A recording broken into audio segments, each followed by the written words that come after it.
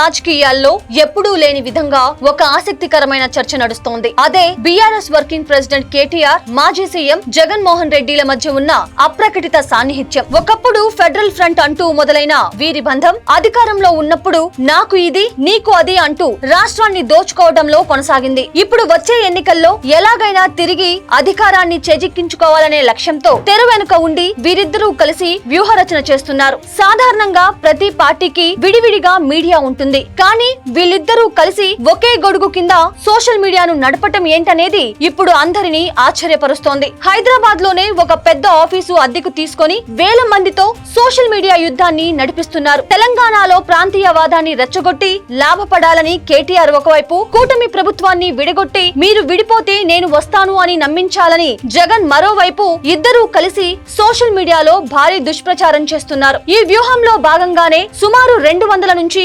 250 వరకు మీడియా సంస్థలు వీరి కోసం పనిచేస్తున్నాయి. టీవీ9, ఎన్టీవీ, టీ న్యూస్, రాజ్ న్యూస్, హెచ్ఎం టీవీ, 99 టీవీ, 10 టీవీ వంటి ప్రధాన ఛానళ్లు, అలాగే సాక్షి, నమస్తే తెలంగాణ, ప్రజాశక్తి, విశాలాంధ్ర వంటి పత్రికలు వీరి ప్రచారానికి వేదికలుగా మారాయి. ఇక్కడ ముఖ్య గమనిక ఏమిటంటే అసత్య ప్రచారాలపై స్థానిక పోలీసుల నిఘా ఉంటుందనే కారణంతో కీలకమైన సోషల్ మీడియా ఆపరేషన్స్ ను దుబాయ్ వంటి దేశాల నుంచి నడిపిస్తున్నారని ప్రచారం జరుగుతోంది. వీరి రాజకీయ వ్యూహాలు చాలా స్పష్టంగా ఉన్నాయి. ప్రొఫెసర్ నాగేశ్వర్ ను వాడుకొని కూటమి ప్రభుత్వాన్ని విడదీయడం, విజయాన్ని పవన్ కళ్యాణ్ కు ఆపాదిస్తూ కూటమిలో చిచ్చు పెట్టడం వీరి ప్లాన్ లో భాగమే. ముఖ్యంగా రేవంత్ రెడ్డి ఎన్టీఆర్ విగ్రహం పెడితే తెలంగాణ ఆత్మగౌరవం దెబ్బతింటుందని విమర్శలు చేయిస్తున్న కేటీఆర్ తాను అధికారంలో ఉన్నప్పుడు ఎన్టీఆర్ విగ్రహాన్ని ఎందుకు పెట్టారు అంటే ప్రాంతీయవాదాన్ని రెచ్చగొట్టి ఓటర్లను మళ్లీ మోసం చేయటమే వీరి లక్ష్యం. అందుకే పవన్ కళ్యాణ్ తెలంగాణ ఏమైనా మీ అయ్య జాగీరా అని నిలదీయడం వీరి కుట్రల తీవ్రతను స్పష్టం చేస్తోంది. వాస్తవానికి